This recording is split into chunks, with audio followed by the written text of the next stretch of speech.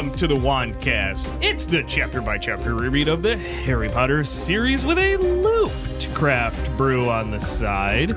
I am Aaron, and I am here with my two very favorite Hufflepuffs of all time. Nate and Jade, hello. Hello. Hello.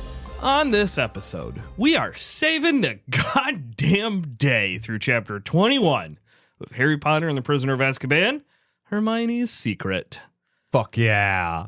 In this chapter, we hear Snape's version of what happened tonight, and Dumbledore vaguely hints on how to set things right. Harry and Hermione revisit chapters 16 through 20. Now let's get into it, because of things to talk about, we have plenty.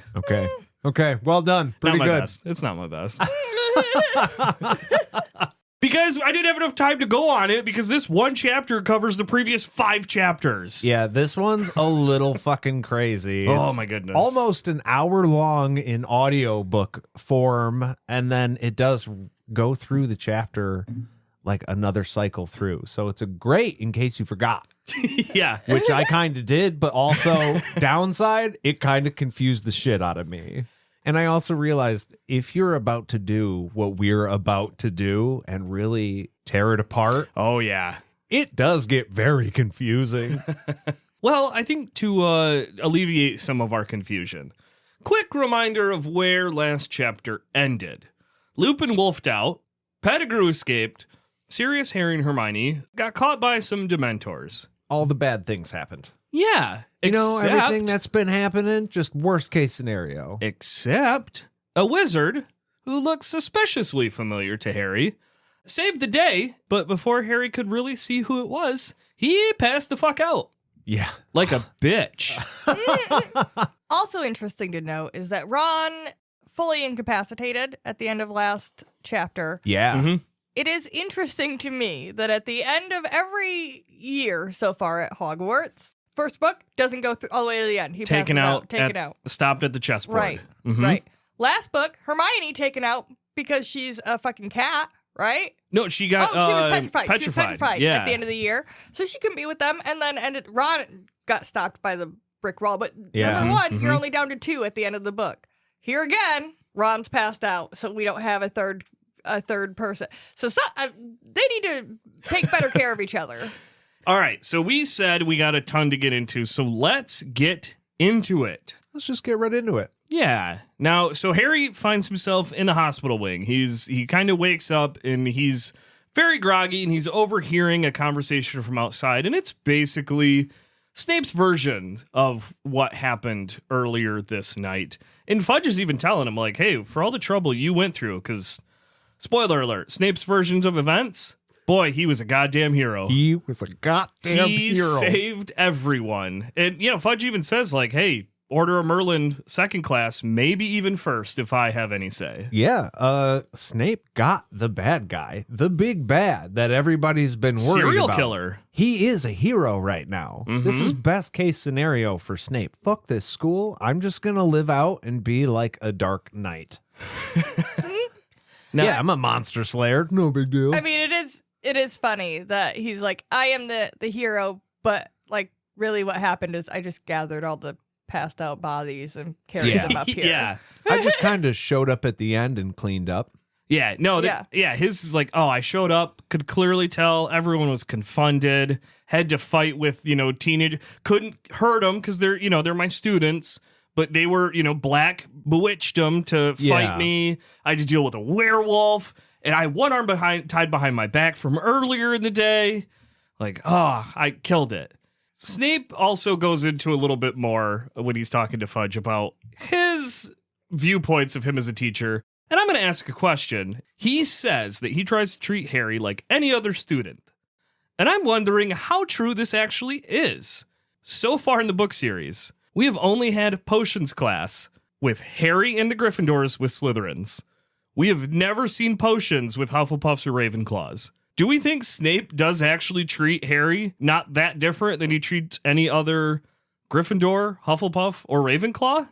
Does he just show favoritism to Slytherin? I mean, I think that's a gross overstatement because I think that, overall, the Slytherins get favoritism over all the other classes, but I think it's very obvious that there's venom towards Harry. Like, he's not going to say that to Fudge, but we all know that there's venom and feelings towards Harry, and he does talk to him and treat him in a different way than he does No, he's shitty towards all the Gryffindors, but there's a heavier hand of the shittiness towards Harry. It compounds. Yeah. Right? He's kind of a dick in general. He's probably just less of a dick to the Slytherins.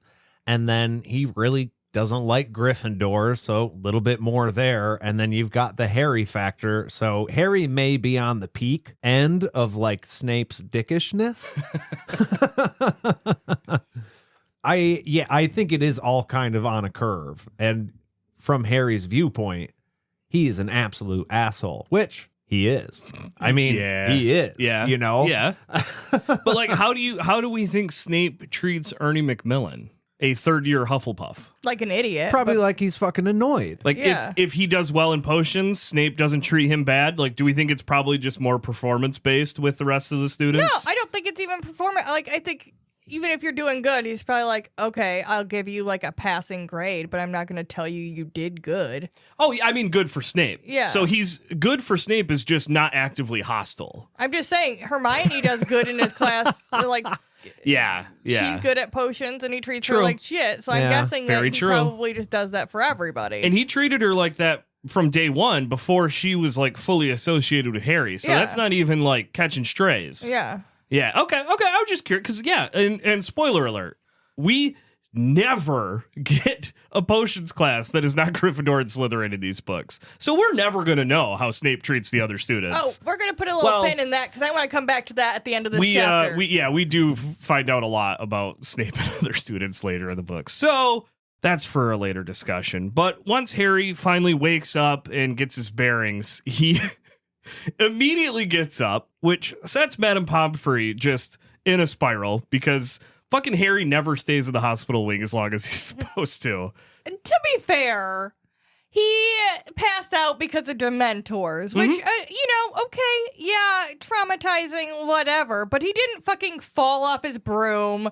He didn't have a traumatic body injury. Yeah, he just needs chocolate. Yeah, he just needs a little rest and some chocolate. There's nothing wrong with him being everyone being like, oh my God, you need to lay down. No, I think it's okay. He might just be a little bit sad, guys. It's fine.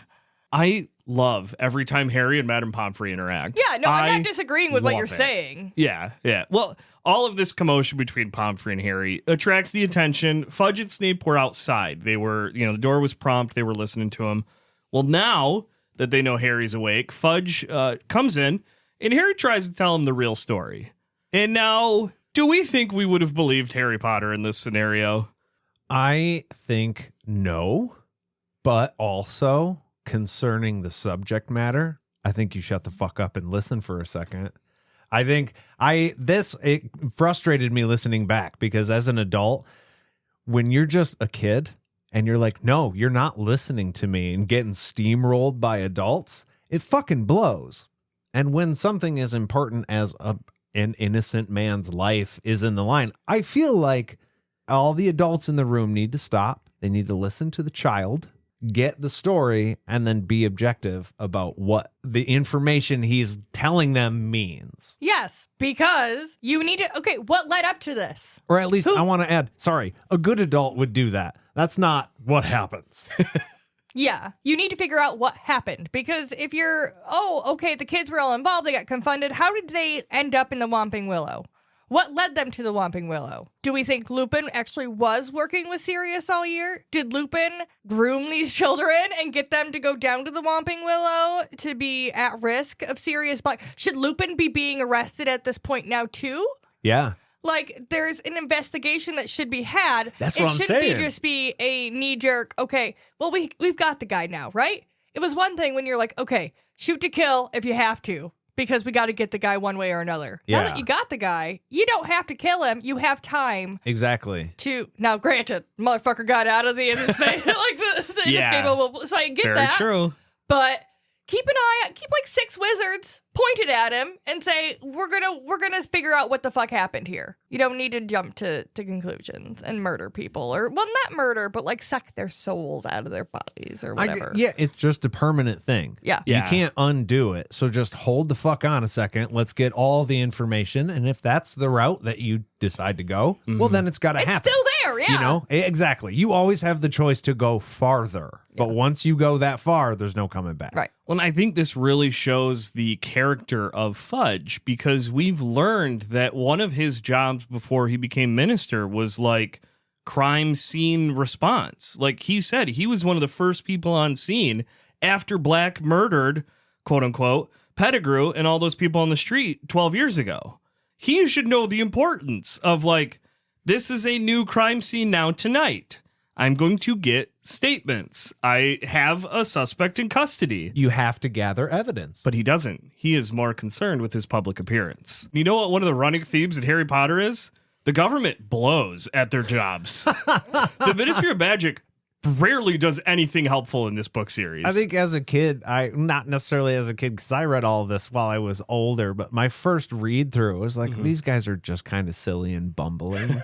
And then, you know, on this read through, it was the first time that I realized why Fudge wanted all this to just stop. It's because of his public image and like the importance of that. And like, he wasn't just bumbling and goofy.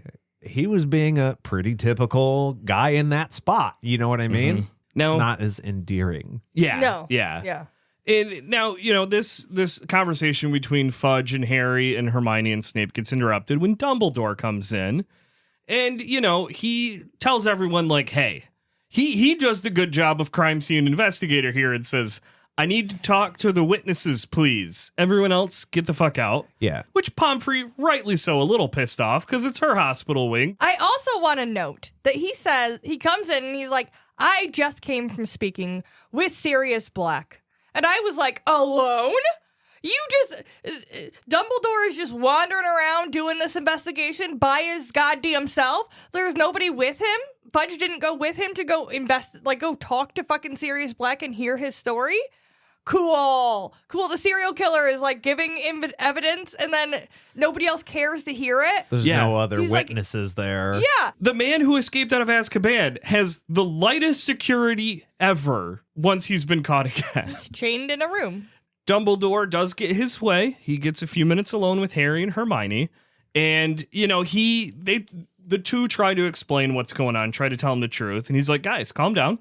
I believe you. However, Sirius Black does not act like an innocent man. He broke into a school with a knife. Man, outside looking in, that's not good optics. Like we've said, he should have been singing like a fucking canary this whole time, being like, Pettigrew. Yeah. It was Pettigrew the whole fucking time. So now Dumbledore kind of shifts his attention from Harry to Hermione and says that it is currently 5 minutes to midnight. Last episode, or a couple episodes ago, maybe, I brought up that maybe Lupin can't transform until he gets like the first moonlight after midnight.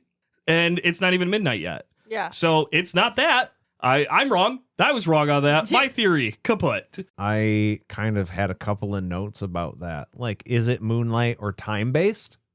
And it does seem to kind of flip-flop back and forth as to whatever's kind of convenient for the story. But also, they bring up the fact that, look, even if he could transform into a guy, no one's going to listen to him. And it's like, yeah, For that's Lupin, the fucking yeah. problem, Yeah. because no one's listening to the kids either. The problem is no one's listening. Yeah.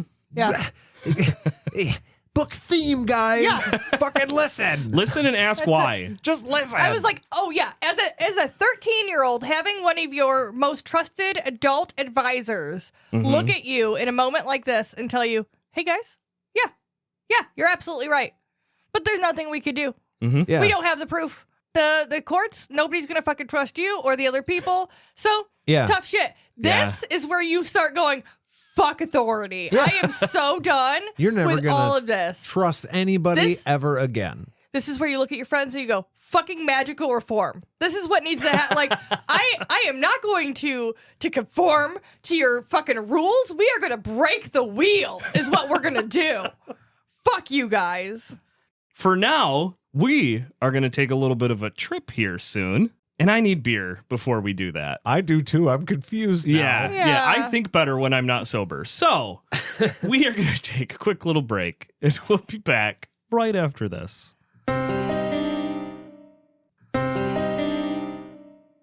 Nate, what are we drinking today?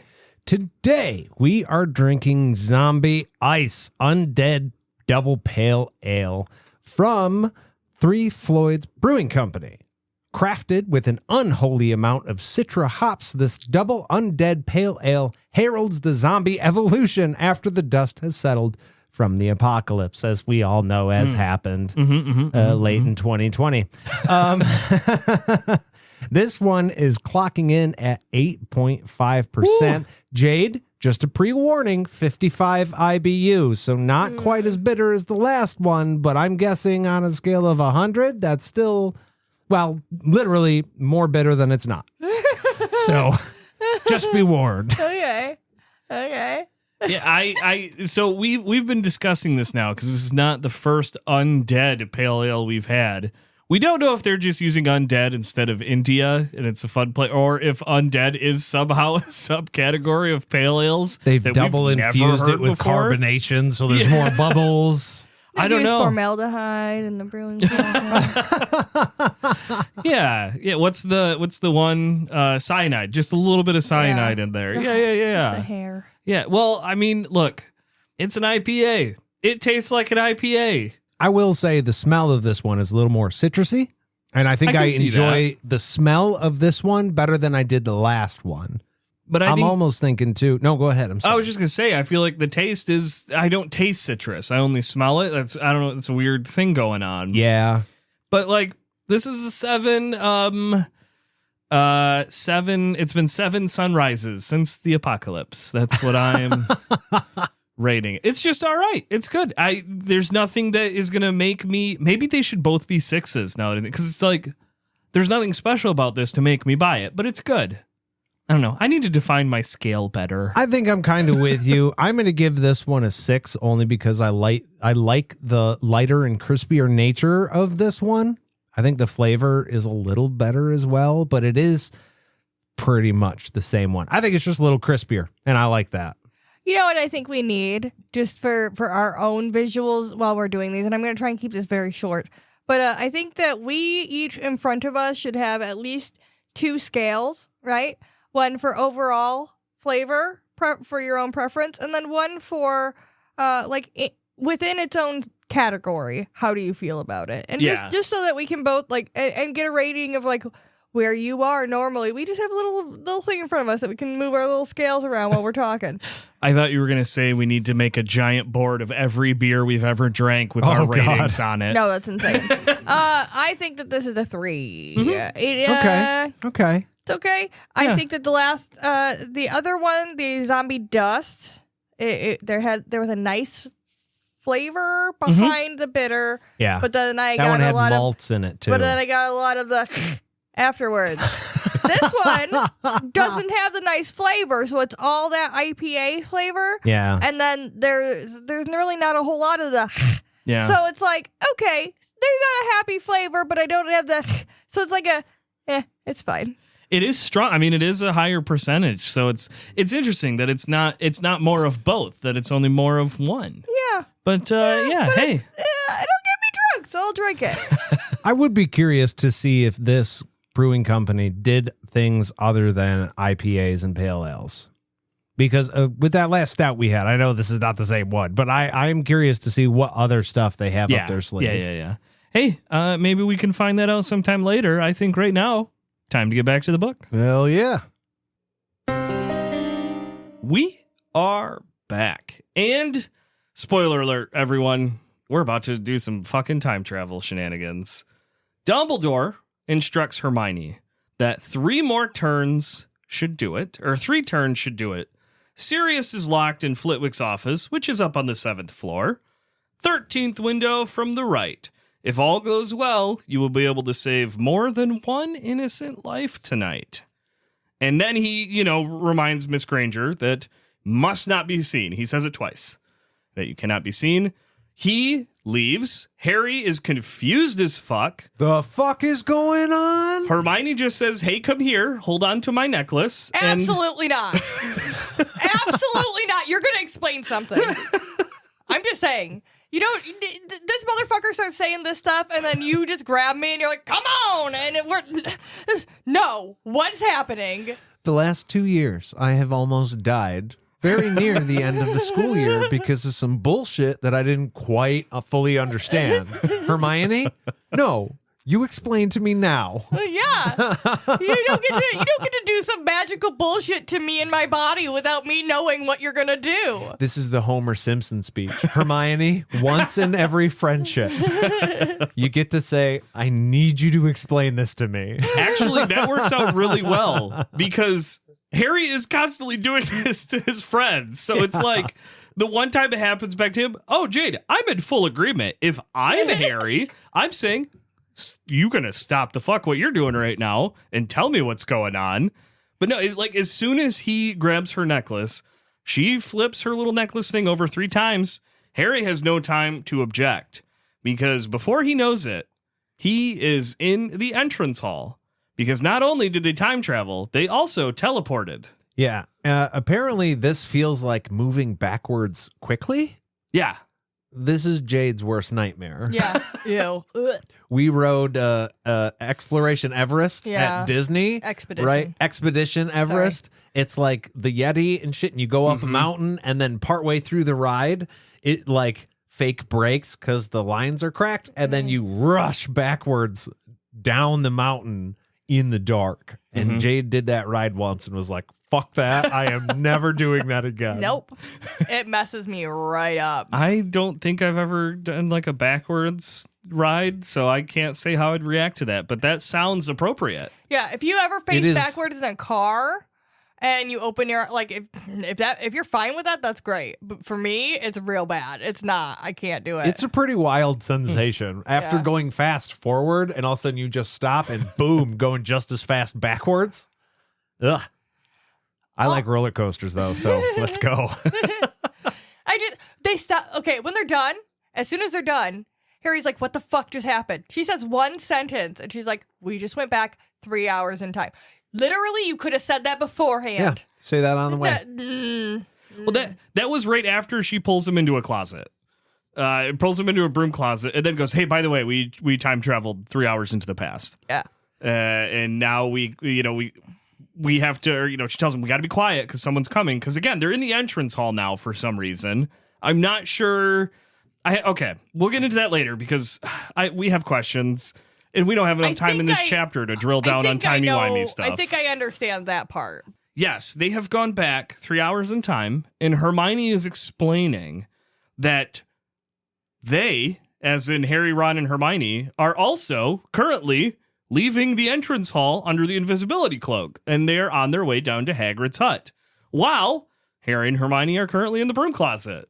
And like 13-year-old Harry, I remember the first time I read this being very confused because time travel's weird. Yeah. But there's 2 of us now. There's 2 of me. There's 2 of you. There's 2 of all of us. There's 2. Well, yeah, kind of. We are technically Legion? There's 2 of just you if you're time traveling. This is where, okay, this is kind of where, and I know we're still very early in the chapter. There's a lot to go, but this is kind of where I start to come off the rails with a lot of it because in the chapter, we now have to keep track of 2 sets. Yeah. Of Harry and Hermione, and you have to really remember the timeline through the last few chapters, which, spoiler, I don't always. And so I'm like, wait, what the fuck? And it's just kind of like the end of a movie, a Transformers movie, if you will. Oh, yeah. There's a crescendo of music, a lot of metal flashing, and then at the end, hey, good guys win. It's fine. And you're like, I don't know what happened, but cool. I'm not sure who punched who. Yeah. Punches were had. Yeah. It was fine. Now, Hermione does explain that the necklace that she has is a time turner. She got it from McGonagall, and that is how she has been able to do her schedule all year. She goes back in time to take more classes. Because of course you do, Hermione. Yeah, and she got it from McG, and McG gives all the kids dangerous shit, i.e. McG fucking rules. Yeah, I really like McG. Gives Harry a Nimbus, gives Hermione a fucking time travel device. Yeah, like, this is the perfect balance. Grumpy teacher, but actually cool person, right? Snape is just all the shitty sides of this. McG gives you a hard time, but then is like, hey, man, check that out. Boom, go have fun. It is wild that she was like 13. Yeah, you know what, Hermione, you're ready to do this. And that she didn't wait till she was like 5th, 6th, 7th year to be like, here, take this, take some extra classes, and bang some of this out.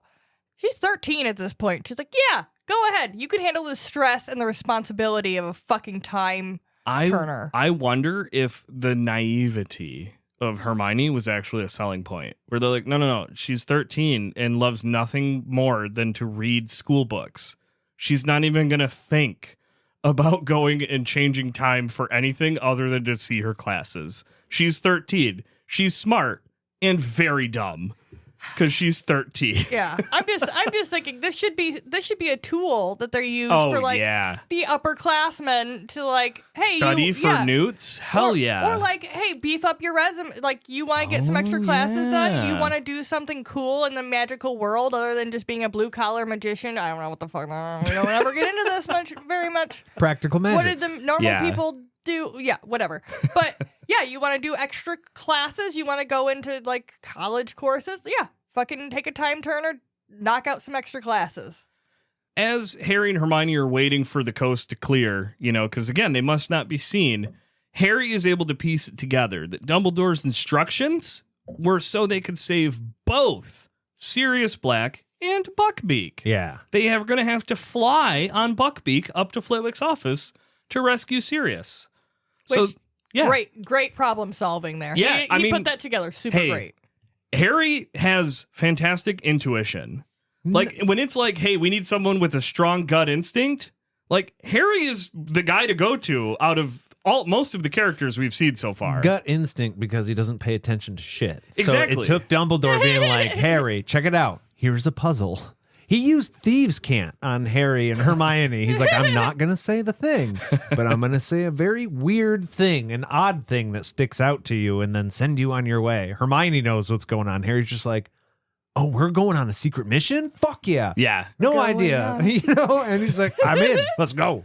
Well, now that they know what the mission is, they realize that they need to go down to Hagrid's hut to save Buckbeak. And Hermione, I believe if my count was correct, at this point in time, when they have a discussion on why they can't be seen by their past selves, I believe it's 5 times that it's brought up. Dumbledore says it twice, Hermione says it 3 times. Super important. It's like the one rule. Yes. And, she explains to Harry, like, Harry, what do you think would happen if you just burst into Hagrid's hut? And he goes, well, yeah, I'd think I was mad, or I would think dark magic was at play. And Hermione goes, yeah, exactly. That's why we can't be seen. But she was seen all freaking year by everyone at Hogwarts every time she took a class. I got this one. While Hermione was being seen, she was in the alternate timeline, which means Hermione wasn't being seen at the same time, or both versions of her weren't being seen at the same time by the same group of people. Correct. So she didn't break the rule. But that was. We'll get deeper into that. Yeah, That's okay, yes, what you're we're right. gonna, You're right. But I said this floor was yours. in general, while she was doing the timey-wimey stuff, she was in a different place and not being like expected at any like. She would have been at a place where people aren't traveling back and forth between because of the classroom situation, right? So it's feasible that she could be in 2 places at the same time. Jade and I had a conversation earlier about the problem happens where people talk to each other. Oh, we had 2nd hour potions. Oh, we had 2nd hour care of magical creatures. Hermione said the weirdest thing. Wait, how the fuck did that happen? And then that's Patreon, my man. Yeah, there's. I've been doing a bit of research because, look, not a lot of it's going to be new info because this is all on the internet. We've had a decade and a half. I don't know. There is a lot of people have talked about time travel in Harry Potter. So we are going to focus on the other events in the book. And they stick to the shadows. They wait until past trio. They leave Hagrid's hut. Harry and Hermione stay hidden, and they do the smart thing. They make sure that like the executioner and Fudge see that Buckbeak is in the pumpkin patch, because otherwise they would just think that Hagrid let him free. Yeah. They do successfully rescue Buckbeak. There's a lot of close calls because, like Harry said, they had like maybe 60 seconds to get Buckbeak out of there, but they are successful. And, Hagrid is innocent still. Yeah. Because they saw him tied up. So when they say, like, hey, he must have got free. They passed him on the way in, and Hagrid has done everything. He has agreed. He's not happy about it, but as far as they know, he is totally compliant and did nothing wrong. Well, and McNair kind of gets upset because he's like, oh, we got to search the grounds. And I appreciate Dumbledore here because he's like, McNair, it's a fucking hippogriff, dude. You think they're going to steal him and then walk? No, they're going to ride him. You got to go check the skies. And then he goes, come on, Hagrid, give me a fucking brandy. What I thought was hilarious is Harry and Hermione looking at each other in the forest and going, why the fuck didn't we climb on it and fly him away? Yeah. God damn it. Yeah, we are actively being idiots right now. Yeah. What kind of dumbass would walk a hippogriff away? Harry and Hermione are just like, fuck us. And it's even better. It's kind of good on a couple of levels, right? Because they have the secret mission. Part 1, rescue Buckbeak. Part 2, get up to the 7th floor window and rescue a dude. You have a thing that flies now. Kind of part 1, this is very James Bondy, right? It all flows together. So the natural course would be to take the hippogriff and fly. But then they say, do you think they're going to hide in the woods? No, they'd be flying. So those dudes walk outside, and where do they look? Up. But you're hiding in the woods. So actually, it could be advantageous for them to be here, but also, dumb. Yeah. Because they could, if they just speed ran it, it would have been fine.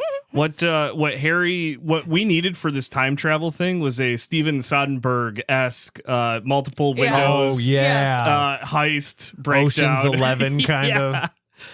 But yes, they do. They successfully rescue Buckbeak. Part 1 of their mission is complete. And it is wonderful because you still hear they hear the axe hit the thing. Yep, they hear they hear Hagrid sobbing, but now they can hear his words. Yeah. So it's still everything happened the same way. Yes. But now they know that he wasn't crying because he was dead. He was crying with joy. As far as Harry and Hermione are aware, based on what they can remember, nothing's changed. Right. Because they never saw anything happen. They only heard it. They heard the axe hit. Yeah. And they heard Hagrid sob. And now this time they heard an axe hit. And they heard Hagrid sob. Yeah. Yeah. But they got more details this time. And it's like, oh, so did this happen the first time too? Yeah. Has anything changed at Yeah, all? it's always happened this way. Interesting when we get into it. I also, this secondary way we're looking at it, pretty problematic to have an emotional executioner. Just going to say that. Dude with a big axe. Like, you need to be a very level-headed dude, not invested in really what happens to the person you're killing. Like, you've got to be totally separated from everything. You're just coming in, you're doing a deed, and you're walking. And if you get the call from the governor, you got to not do that. But this guy being so angry he doesn't get to kill anything right now that he thuds his axe into a wooden stump. No, I don't like him. This is somebody's piece of shit friend who they got hired to fucking do the execution. He's... You know how just they some say, guy's buddy. I know a guy with an axe. Yeah, and he's got anger issues. He's perfect. He got it from Harbor Freight. It'll be fine. Here's step 1 of how to hire an executioner.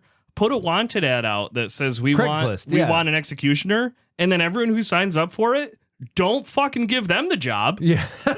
I don't think you should want someone who wants to be an executioner. You give that list to the police.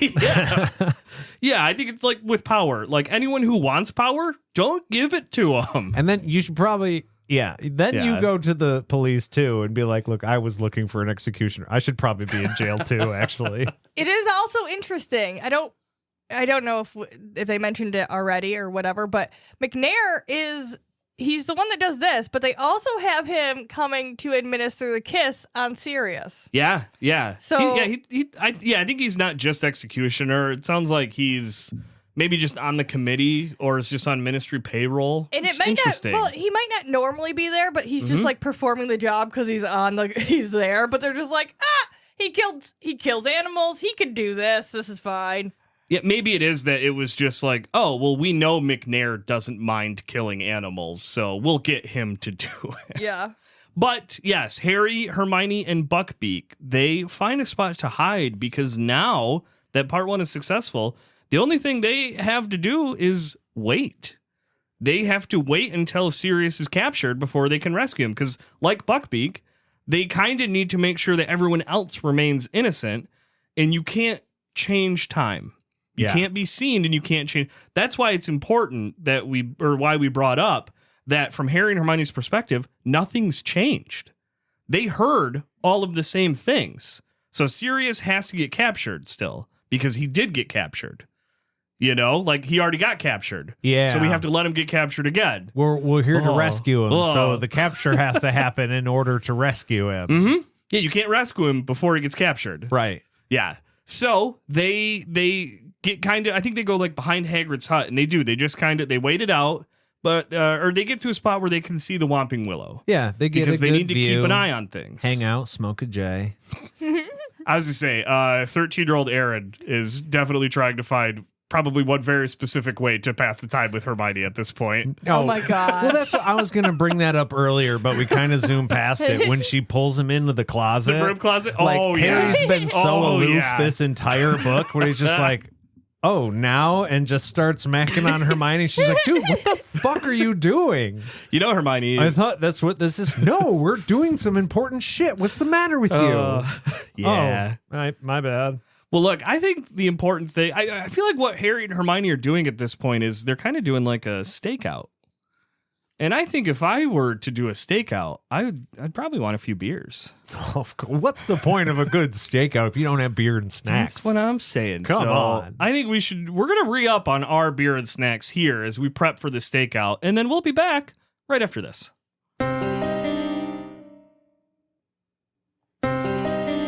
We are back. And yeah, we're with Harry, Hermione, and Buckbeak as they are kind of just waiting. Because again, as we established, they do have to let Sirius get caught again.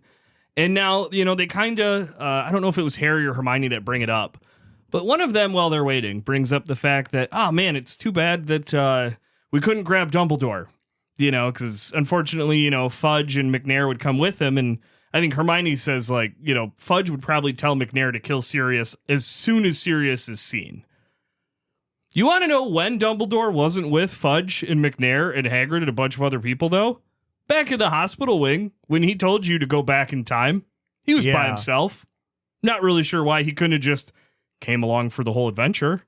Seems like Dumbledore would be a good person to have in a time travel heist. Maybe it's one of those things where he, like, if they were to be caught, or he needed to be accounted for right now so that on the record he could be like, I was here the whole fucking time. I think that's what it was. He went out, he shut the door and locked it. Mm-hmm. So, but he could say, I locked them in there when he walked away. And then when Fudge and everybody comes up, the door is locked when they walk up to it. Mm-hmm. Yeah. So he had to go with them, or he couldn't go with them because he had to be on the other side of the door locking it. Okay. Yeah. Okay. And side note, there's a lot of, okay, I'm locking the door now and then going downstairs in this chapter for no reason. Yeah. I just feel like Dumbledore would have been able to make it work out both ways. As Harry and Hermione are staking out the Whomping Willow, they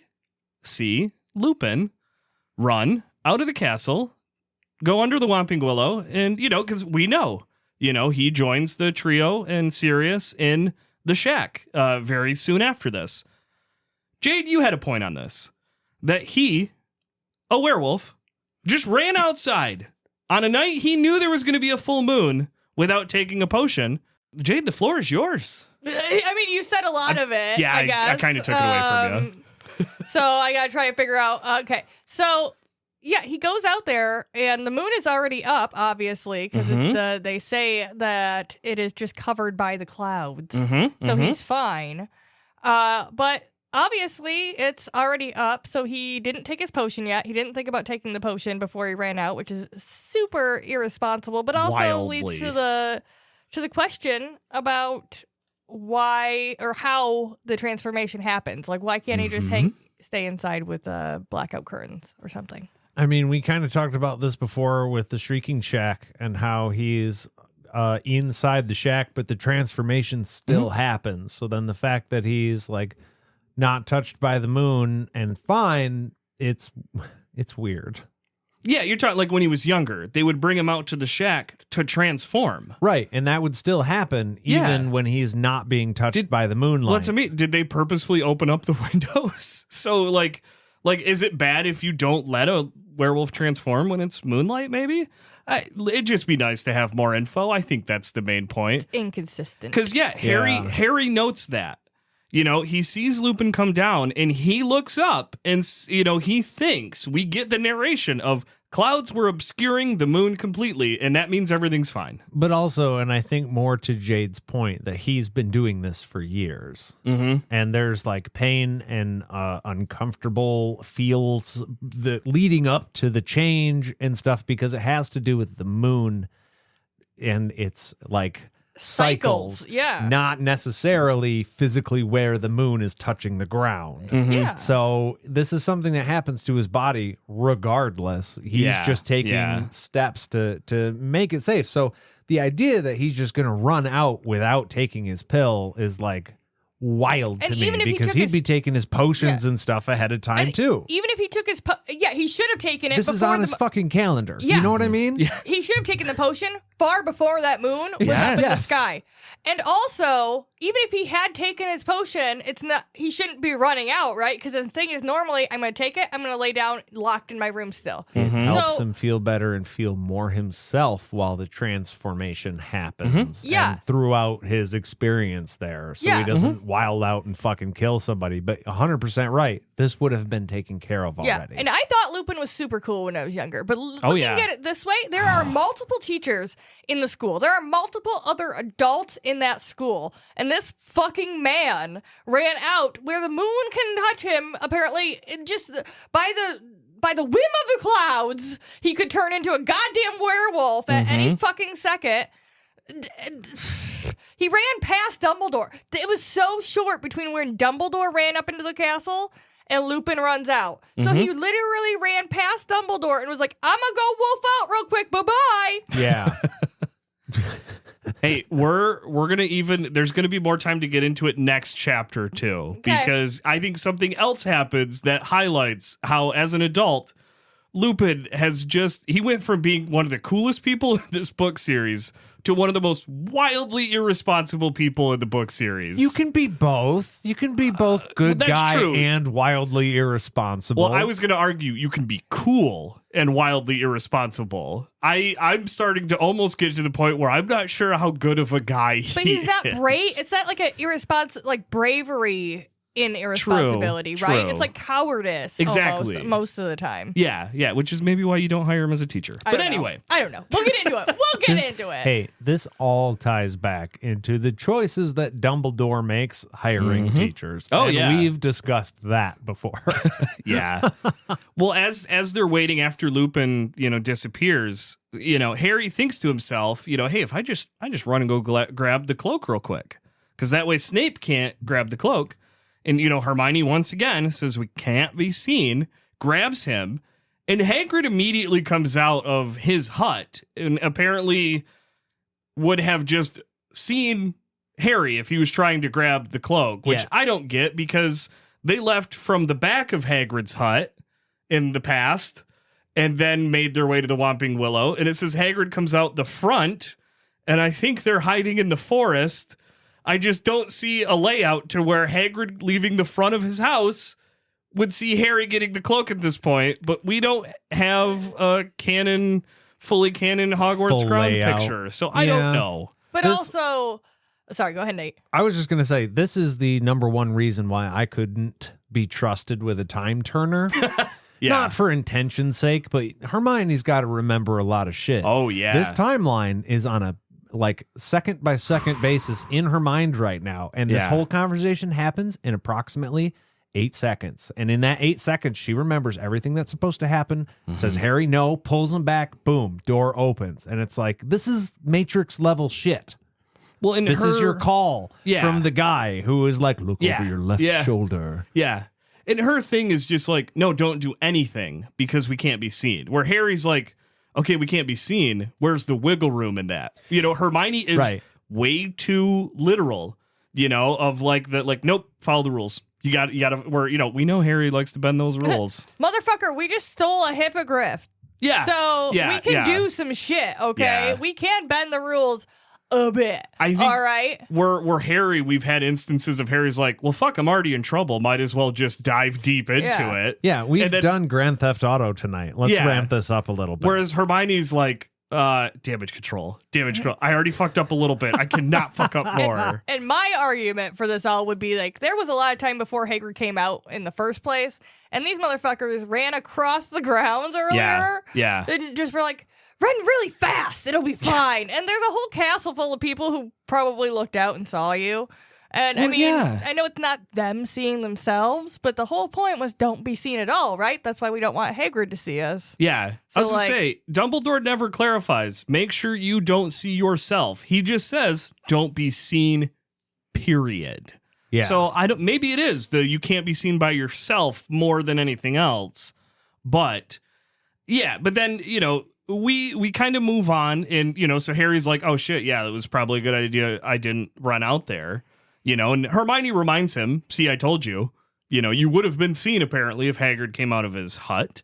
And then it does mention that barely 2 minutes later the castle doors open again, and that is Snape running towards the willow. He grabs the cloak and disappears. So Harry can't change anything there. Snape's got the cloak, and timeline, pretty intact so far. We know where that heads. Yeah, he's going to go in and sneak up on everybody and then reveal himself. And then we're going to do this all over again. Is it that there's an alternate universe? Holy shit, we do not have to go super deep into this. Is there an alternate universe where Harry and Hermione do this cycle forever in between the two universes? Is that how loop shit works? I think that there's one version of you that kind of technically lives forever now because you went back the one time? Yeah, it's a weird loop. I think that they split in that moment. Like time stopped for them in that second. They split. So there's a second part, and I think this is my theory. This is why they have to show back up at the right time, because if they don't, there's a missing chunk of time where they aren't their one self. It hasn't come back to where their present self was. You don't exist for a minute. Yeah. So you got to come back into the timeline at some point. God. If I ever become a wizard, it's my plan to do the Jet Li the one thing where I'm going to find that infinite time loop. And I get, look, okay, either A, I beat Voldemort at his own fucking game and just figured out how to live forever, dumbass. Or B, just like Jet Li the one, you just keep going back to that place, killing yourself and getting stronger until you're super wizard. And then probably just don't even need to worry about that Hey, shit. pal. Not if. When you become a wizard. Yeah. We're going to make it happen. I have a wand. I'm halfway there. Well, we are now fully at stakeout time. There is nothing to do but wait while everything happening in the shack plays out. Did you bring the snacks? I was going to say, we should have brought cards, right? Oh, God. Snacks, cards, drugs. That would have been great. No, instead, we just have to ask each other questions. And Hermione takes this opportunity to kind of go over hey, pal, Harry, well, we got a few minutes. What exactly did happen down by the lake? Because I passed the fuck out and then woke up in the hospital wing. Do you know what happened at that moment? And, Harry tries to dance around the topic because he has a theory of who cast the Patronus. And, Hermione keeps pushing it, and he finally does admit that he thinks it was his dad that cast the Patronus that saved them. Now, he knows it's crazy, because Hermione, not wrong, but you're a bit of an asshole, just kind of goes, hey, Harry, your dad's dead, though. Yeah, that stung a little. I also think it's super condescending for Hermione at this point to be like, hey, bud, your dad's dead. Because you know what? Yeah. You know what happened earlier tonight, Hermione? We did see somebody come back from the dead. Yeah. Okay? Yes. Somebody Holy who shit, turned yeah. into an animal came Yeah. back from the goddamn dead. My dad turns into an animal. I found that out tonight, too. Okay, you fucking bitch. Yeah. Who knows what the fuck happened the night my dad died?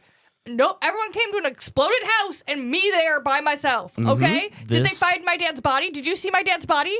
Did you? Did you? No? Shut the fuck up. This is Frodo with the ring right now, where everybody starts looking at him and Oh, yeah. Harry's thinking of his dead parents. Give me the fucking time turner, Hermione.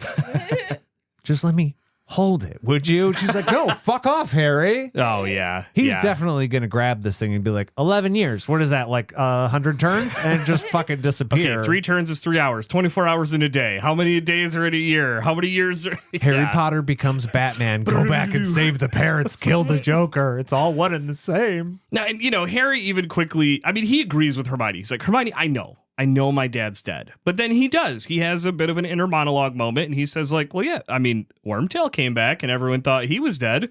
So is it so impossible that my dad did the same thing? But, he kind of does give in to Hermione, at least vocally, of like, I know, like, but, I mean, that's what I thought I saw. But that hopeful thinking is there, and goddamn would that hopeful thinking hurt you. Now, Harry brings up a pretty good point because he wants to move. Hermione immediately assumes that it is because Harry wants to like go do something. And he goes, no. We need to move because when everyone comes out and Lupin turns into a wolf, he runs where we are currently. Yeah. So move your goddamn ass, Hermione. We are exactly in the way right now. Yeah. They finally head over to they go back to Hagrid's hut Yes. to hide. And you brought this up earlier, Jade, and I think it's very important that we bring this up right now. Yeah. We see Fang for the first time, I think, in the book. First time. He starts barking, and they're like, be quiet. And I'm Yeah. like, where the fuck has he been this whole time? Nobody brought him Chapter- up the whole fucking book. 21 of 22, we see Fang for the Yeah. first time, and he gets told to shut up. No. Yeah. No, go pet that dog. This is crazy fucked up. And okay, so just assuming that us three are the trio, right? The deal is that we'd be running, Jade would see Fang, we would stop.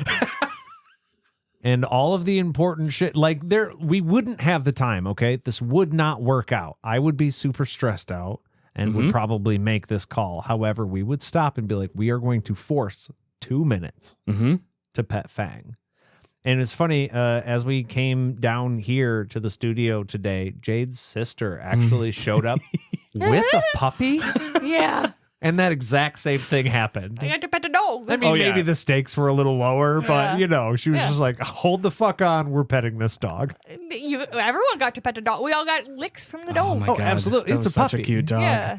But yeah, so I just wanted to, this is hilarious. It's unfortunate for Fang. By the way, Hagrid gets a whatever, and then Fang's kicked out. That's bullshit. Yeah. Also, Man and dog. who's gonna There's give a us- reason that's a thing. Who's going to give a shit if they hear Fang bark? Pretty sure Fang barks all the time. Yeah. Hey, like Hagrid is telling the Fang to shut up all the time.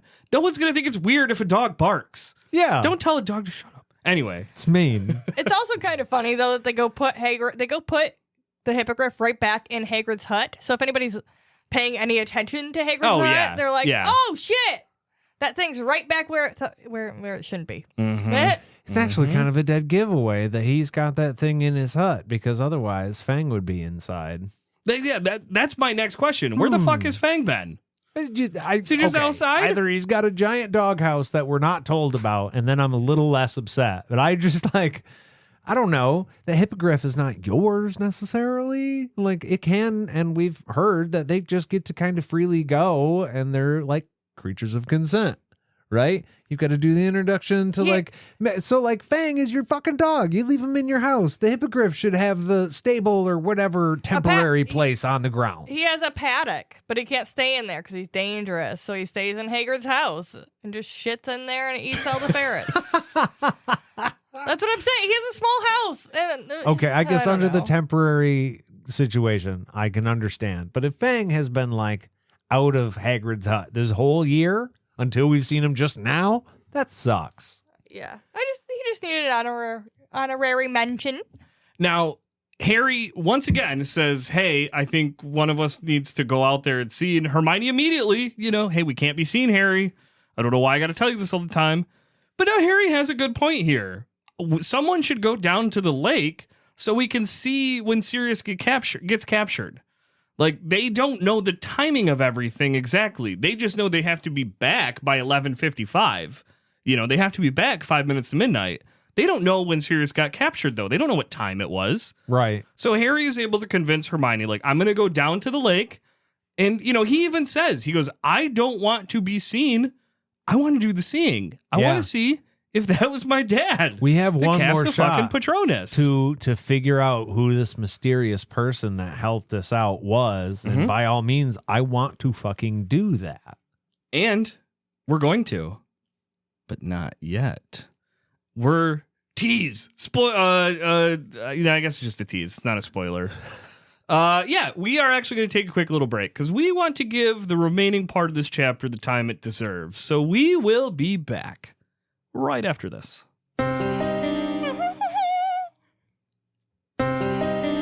We are back with the remainder of chapter 21. Harry is down by the lake. He is now watching as Sirius gets trapped by the Dementors. He sees himself and Hermione run in. He sees feeble Patronus attempts by himself and Hermione. And, he's kind of just sitting there, staring at the spot where he saw the person before and is just okay, pretty sure it was right now. Okay, a Dementor's about to kiss me on the other side of the lake.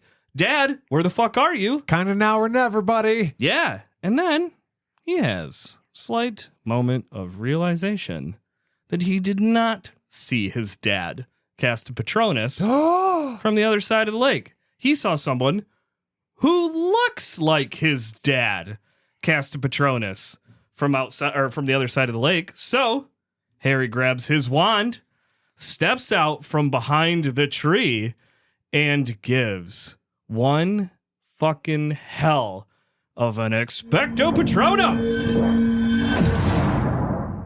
Dementors basically just start going. Yeah. Because this thing just rushes forward, fucking knocking Dementors every which way, charging all over on him.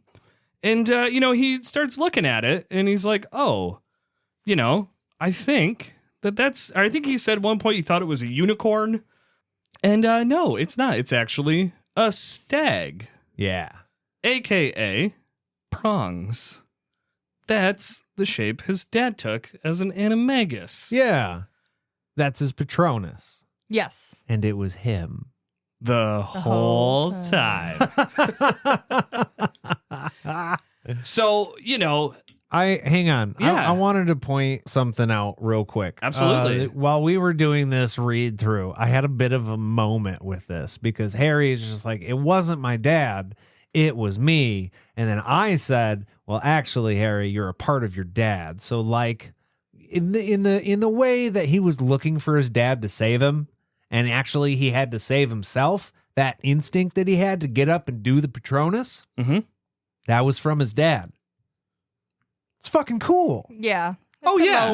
His dad was there in the way that he made you and gave you that instinct to get up and save yourself. It's fucking awesome. Yeah. Harry has his big goddamn hero moment. He saves himself, which is, I think, the biggest hero moment you can have. Kind of saving yourself. Yeah. That's a tough thing to do. Who watches the Watchmen? Who heroes the hero type thing. Who saves the hero? Yeah. That's good. Yeah. Trademark or whatever. Well, you can't wait for somebody else to step in and save you, right? Yeah. Yeah. Sometimes you got to save yourself. And, all the Dementors are driven away, and then Hermione, I guess, decided that Harry had been gone for too long, because her and Buckbeak come up behind Harry, and she's like, Harry, what the fuck are you doing? We had one job. Don't be seen. And he tries to explain, like, no, Hermione, remember? I said I thought it was my dad. So I didn't see me. I saw my dad. It's fine. And once again, nothing changes because this all happened before. Exactly. Yeah, like it already happened. So it's like, it's not a problem that it happened because it did already happen. Nobody saw it before. Yeah. No one's going to see it this time but me, and I'm just over there. So what you're saying is I can do whatever the fuck I want, basically. I Because mean, nothing there's bad wiggle actually room. happened when I saw myself. I mean, it is bad because she did say, hey, let's not be seen, and he's doing the equivalent of shooting off magical fireworks. Well, right? Not very covert. Yeah. He says about the Patronus, because she mentions, like, hey, that was some real fucking powerful magic. And he just goes, well, I knew I could do it this time because I already did it. Does that make sense? And she just looks at him and goes, I don't know. And yeah, that's kind of how it works. Yeah. Does that make sense? I don't know. Sure. They then watch Snape arrive and conjure up some stretchers, binds Black, and, brings Sirius back up to the castle. And, now Harry and Hermione now have to go do the big save. They are going to go try to save the day. They climb up on Buckbeak. They fly all the way up to Flitwick's office, and they do exactly what they want to do. They Alohomora open the window, and which is nice. It's nice to get callbacks. We had Alohomora a few times, I think, in book 1, and I don't think we've heard it since. Yeah. No. So, Good reminder. Good to have consistency, which a spell that opens locks. I feel like you'd use that almost once a week. I'm still waiting for Wadi Wasi. Oh, yeah, that very useful spell that we learned from Lupin earlier. Yeah. Use that one to get the gum out of your locker. Yeah. Yeah. But then also throw it at someone magically? I don't know. 100%. All you got to do is aim the thing it's coming out of. So, Sirius is trying to figure out what's going on, but now it's Harry's turn to do what Hermione did to him earlier. It just goes, shut the fuck up. Get on the hippogriff. We don't have time. Come on, man. No time to explain. Let's go. We gotta go. And, they fly up to a tower where they do kind of get a few minutes, but, like Harry says, like, hey, we're still on a schedule. You can go now. You, Buckbeak, go fly. And Sirius turns. Fly, you fool. Sirius turns, looks at Harry, and says, you truly are your father's son. And I want to take this moment right now to tell everyone that I am not crying and you're crying. It's Scotland. It's damp. I have allergies. Yeah. And Sirius is really nice too, like even right before this, because like he asks about Ron real quick, which this is where like, oh, Sirius is a good guy. To me, that's what cemented everything about Sirius's story. Yeah. Where it was like if I had any doubts in my head right now about like, is Sirius still like, is he a good guy? Is he a bad guy? He didn't act innocent. He was trying to murder someone this whole time. But it's like, nah, one of his first questions was like, is the other boy okay? He's like, yeah, he's just, Madame Pomfrey will fix him up. But yeah, just a beautiful moment between Sirius and Harry to end the chapter. Because they take off. And that is the end of this chapter. I thought it was wild. Like, just thinking about Sirius, like, first of all, he's just, he's hanging out in a locked room. There's nobody else in there. Yeah, he's not was locked by at all. himself. He's not shackled in any way or tied up. No. They had to have spelled that thing. Apparently not. She was able to open up the Not the window. They locked the Didn't door open the and window. it just goes out They the were- Wait. Real quick. Uh-huh. Dumbledore was alone with Sirius earlier. Didn't we say that? Uh-huh. Yeah, we sure did, Nate. That motherfucker. He may have unlocked him. He just... That's great. I also think it's hilarious. Sirius was probably sitting in that room for about 45 minutes, about to think he's going to die, and the door was just like open the whole time. No, No, that's what I'm saying. he would really truly was only alone in the room I think it was locked in there. for a few minutes. Because he All you got gotta put do is just not lock the yeah. door when you Well, walk out of right, it, though. but I mean, he got put in the room. He got questioned by Fudge, and so Harry and Hermione had to wait until they saw McNair go get the Dementors. That was how they knew it was time to go save Sirius. But that means that McNair went, Fudge and Snape are now like maybe in the hospital wing. Maybe Harry and Hermione, past Harry and Hermione, are just waking up in the hospital wing right now. Like the timeline's a little different.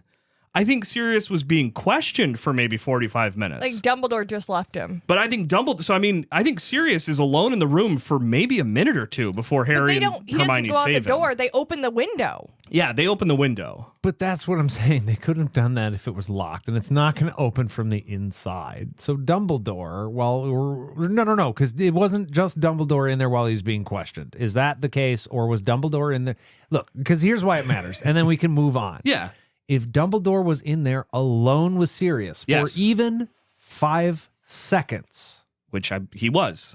that's all he needed. He doesn't matter 45 minutes, none of it. If he was in there for 2 seconds, he could have left something unlocked because he knew what was going on. That's all I was implying. Yeah. Dumbledore needs to be viewed as keeping his hands totally out of this. Yeah. But if he had any opportunity to be like, I also told students to come here and rescue this guy, Well, so I'm going to give them the advantage by just not locking the door when I leave. Well, I think, you know what I mean? I think also, the windows were locked, so the door might have been locked. But I think that the fact that he was up there alone, I think they thought, okay, he can't get out because even if he jumps out the window, he's up in a tower. Yeah, What's he gonna fucking do? That's true. Yeah. And they did, you know what, now that I'm thinking about it, they did have to Alohomora the window. That's what I'm saying. Yeah. But I don't think that opens magical locks. I think that only opens So normal maybe locks. Dumbledore just left it vulnerable to Alohomora because that's all a third Or student. removed the magical lock. There you go. Nothing obvious though, because I think Sirius just sitting there going, "I'm gonna die," and then all of a sudden he looks over at the window. He hears tapping, and he looks over and he sees fucking love that. He sees fucking Harry Potter, Yeah.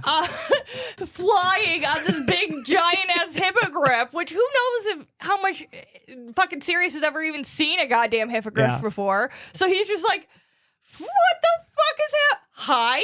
This is the point in Okay. the chapter where you say, "Look, there's no time to explain. Yeah, I've obviously stolen this hippogriff. I'm a wanted fugitive, just like you. It is time to fucking go." He's like, "The ball's on this kid. Holy shit. Okay, let's go." I do want to clarify real quick because we are. This is the last thing that we have to say about this chapter. I was wrong because I think very quickly earlier I mentioned that Sirius was like, "Hey, what's going on?" That doesn't happen. Harry, the Alohomora, the window opens. Harry goes, "Get on. There's no time." Sirius gets on the hippogriff. He doesn't question Harry once. No, fuck It's no. not until after they get to the top of the tower and Harry's like, "Okay, now it's time to go." And he's like, "Just real quick." And Harry's like, "No, you need to go now." Sirius immediately registers that hippogriff as escape vehicle Yeah. and Yeah. asks no questions. I just think just the idea of looking out the window when you think you're about to die and just seeing a 13-year-old child on a hippogriff and being like, Yeah. okay. And not just your godchild. Yeah. You're the one that you technically should have responsibility Yeah. over at this point in time. Yeah. But look, we could go on for ages. We have already gone on for ages.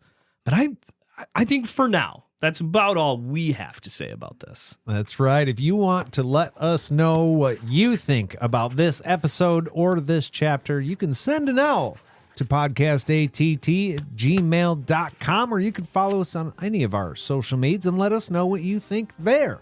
If you really enjoyed this episode and want more things like this and more things like this that you haven't heard before, you can go to patreon.com/podcastatt and sign up for any of our tiers there. We've got live episodes. We've got a Discord for all of our patrons. We've got so much shit on there. And all the things, actually.